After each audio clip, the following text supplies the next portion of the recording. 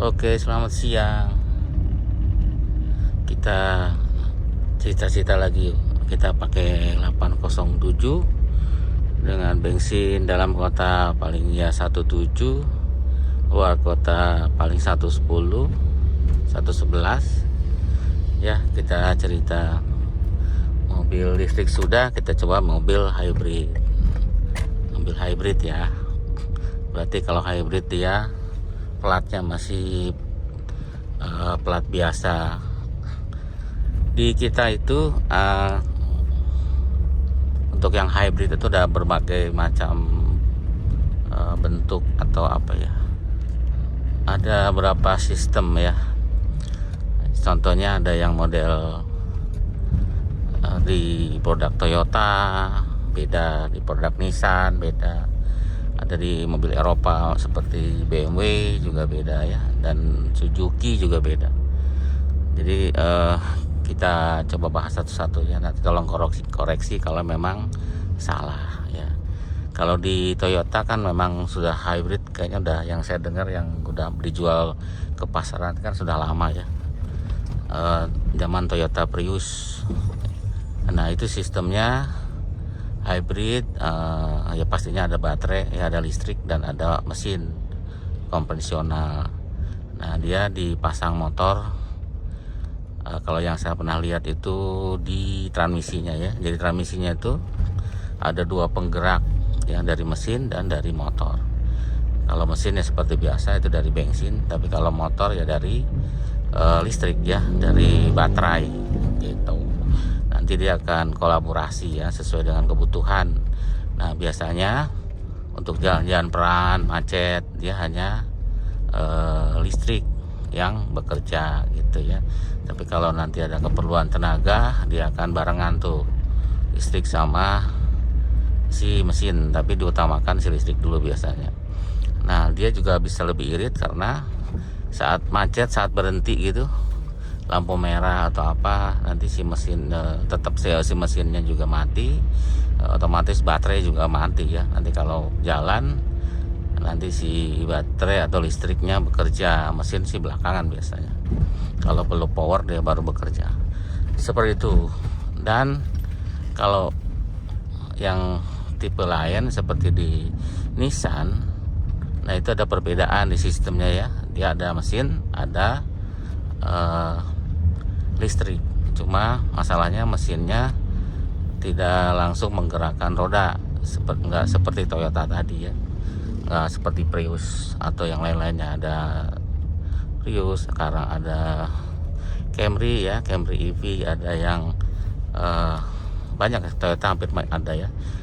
Ada si Innova juga ya, sama Innova juga ada yang hybrid sekarang, yang Zenith. Nah seperti yang Foxy yang depan juga kan ada yang hybrid, ada yang biasa ya. Dia Toyota sih emang udah lama ya, yang saya tahu sudah lama dia pakai hybrid gitu. Dari yang saya tahu tuh Prius ya, yang pertama kali ada di Indonesia itu yang listrik. Nah untuk yang kemana dulu ya, ke Nissan juga sebenarnya udah lama ya saya dengar, cuman di Indonesia kan jarang.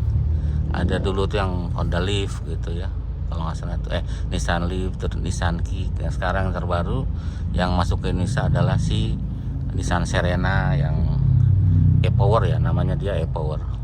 Nah dia sistemnya yang tadi saya bilang, ada mesin, ada baterai, ada listrik ya. Cuman mesinnya itu tidak langsung menggerakkan si roda ya. Ya dia hanya untuk ngecas baterai. Nanti baterainya yang menggerakkan motor listrik, dan menggerakkan mobil ya. Nah karena keunggulan dari listrik itu, kalau dia macet ya itu kan enak, kalau macet berhenti itu otomatis si motornya juga berhenti, otomatis listrik juga berhenti gitu kan. Hanya menggerakkan ya AC aja ya, AC-nya.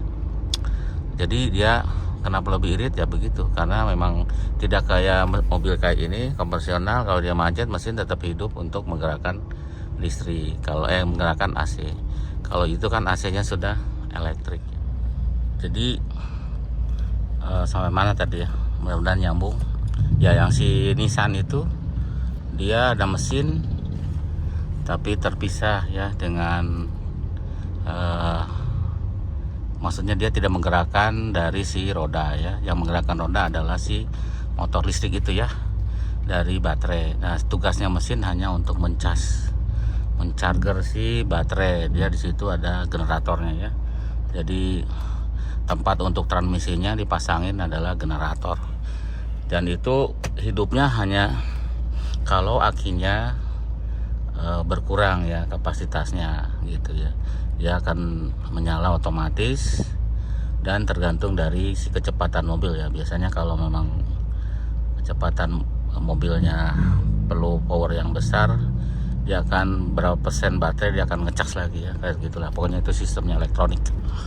Begitu untuk yang Nissan. Nah, itu jadi lebih enak ya dibanding mobil yang hybrid menurut saya ya. Yang hybrid seperti di Toyota yang ada motornya di dalam transmisinya ya. Nah, itu akan lebih rumit menurut saya sih, rumit karena dia ada transmisi otomatis dan ada motor. Ya, dia lebih rumit. Yang simpel ya hanya motor aja gitu, hanya motor aja menggerakkan roda. Nanti tidak ada transmisinya, itu hanya motor. Cuma karena dia ada mesin, jadinya plat nomornya seperti biasa. Seperti itu. Dan namanya hybrid, dia pasti lebih irit ya.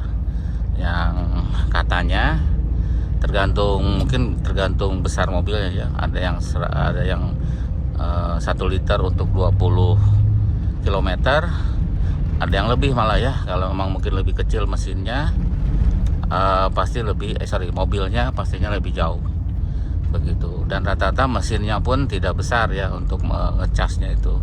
Di Nissan kalau nggak salah 1200 cc mesin bensinnya ya. Jadi memang itu juga sudah irit kan, mesinnya kecil.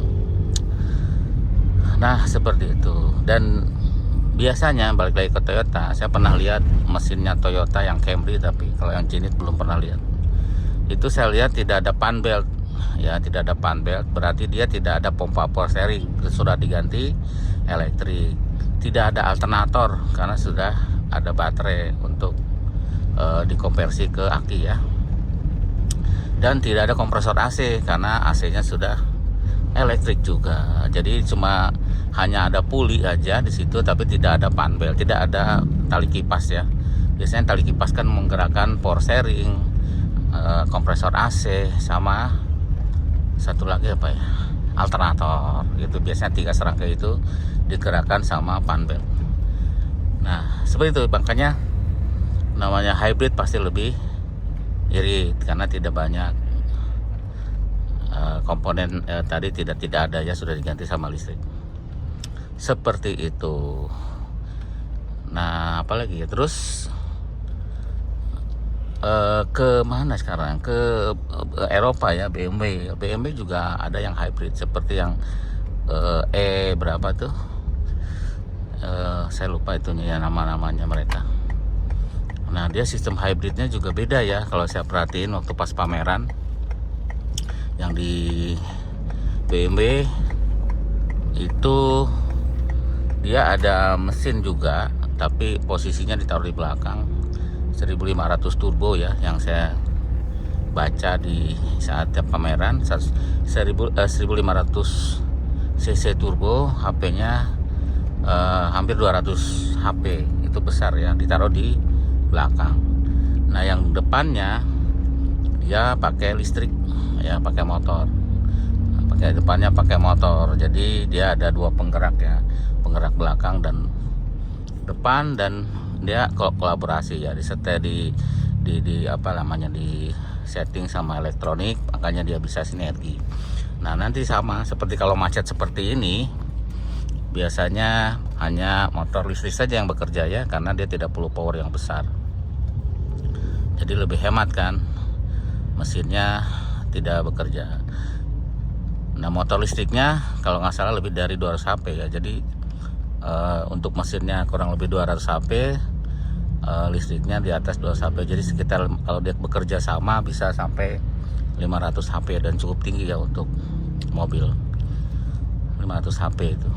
Makanya itu ditanam di mobil yang apa ya, Jet4 atau apa gitu, karena yang mobil sedan yang bagus ya, lupa saya namanya ya, pokoknya gitulah ya, karena dia di rata-rata sama. Kalau yang elektriknya BMW seperti itu, dia ada mesin di belakang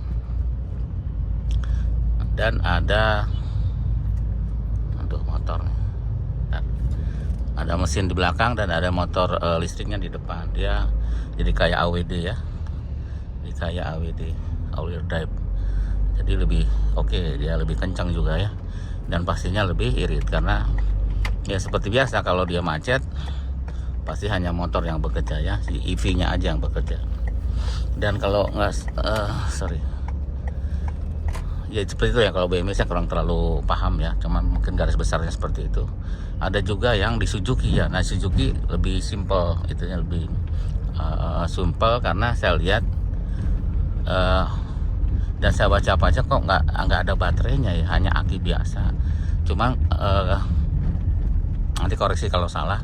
Dan cuman dia alternator sama starternya itu adalah barengan ya, jadi dia tidak ada alternator terpisah, tidak ada starter terpisah. Jadi motor starter sama alternator itu satu gitu. Dan jadi dia bisa bantu mungkin menggerakkan